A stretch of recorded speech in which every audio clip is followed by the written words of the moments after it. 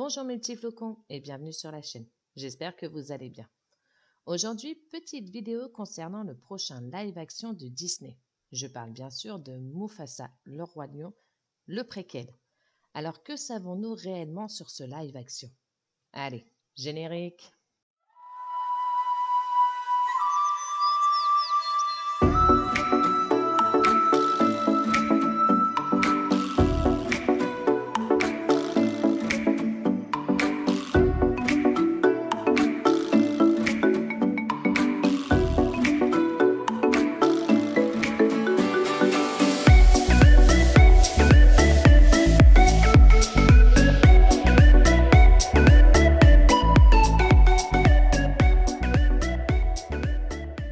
Alors même si les critiques envers le remake live-action en 2019 du Roi Lion, repris du film d'animation de 1994, ont dénigré complètement ce remake, eh bien, au box-office, il a cartonné.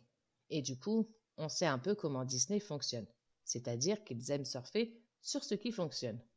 Ils ont donc décidé de financer un tout nouveau projet de live-action sur le personnage cette fois-ci de Mufasa.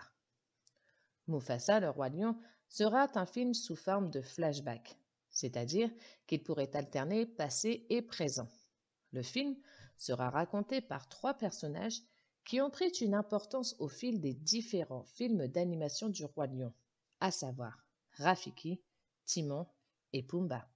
Ils raconteront à un jeune lionceau l'histoire et l'ascension d'un des plus grands rois que la Terre des Lions ait connu. Ce film a été officialisé en 2022 lors de la D23, qui est un rendez-vous très attendu des fans Disney. Le film sera mis en scène par le réalisateur Barry Jenkins sur un scénario de Jeff Nathanson.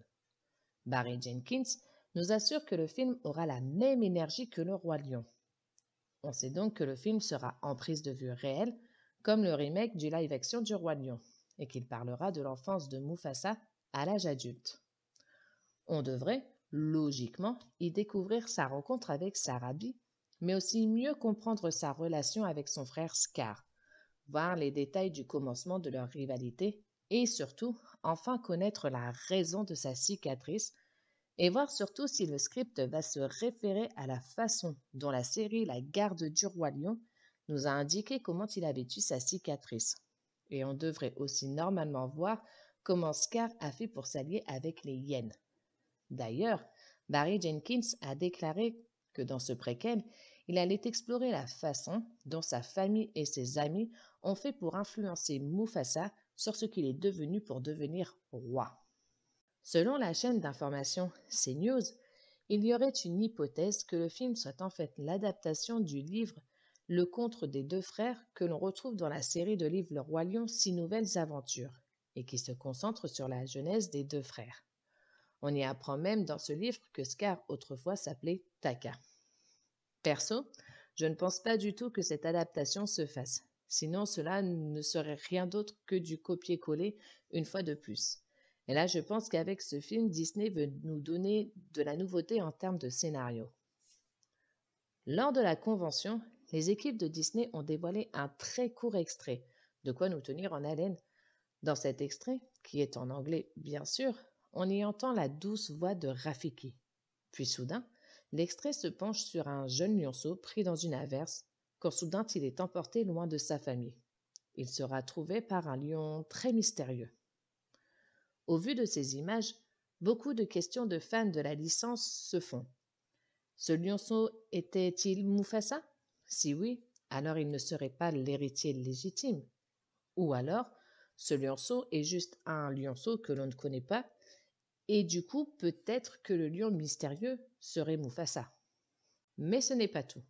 Dans l'extrait, on y voit un bref passage de Timon et Pumba, dans lequel Timon se lamente de ne pas être dans ce film. Ce qui apparemment nous prouve que même si l'intrigue a l'air plutôt sérieuse, eh bien l'humour y aura sa place aussi. Apparemment, pour la bande-son, Hans Zimmer devrait faire ce retour pour ce préquel.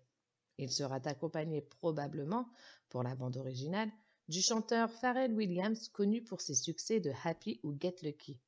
Les deux protagonistes avaient déjà d'ailleurs travaillé ensemble sur le remake du Roi Lion. Par contre, et à mon grand regret, Elton John lui ne sera pas de la partie. La sortie dans les cinémas français pour ce préquel devrait voir le jour le 3 juillet 2024, donc dans moins d'un an, en espérant avoir quand même une petite bande-annonce officielle premier trimestre de 2024. Voilà mes petits flocons.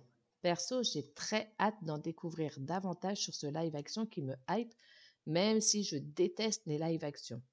Là, ce sera quelque chose vraiment d'inédit de sortir un personnage d'un film d'animation et non un copier-coller d'un classique que l'on connaît déjà.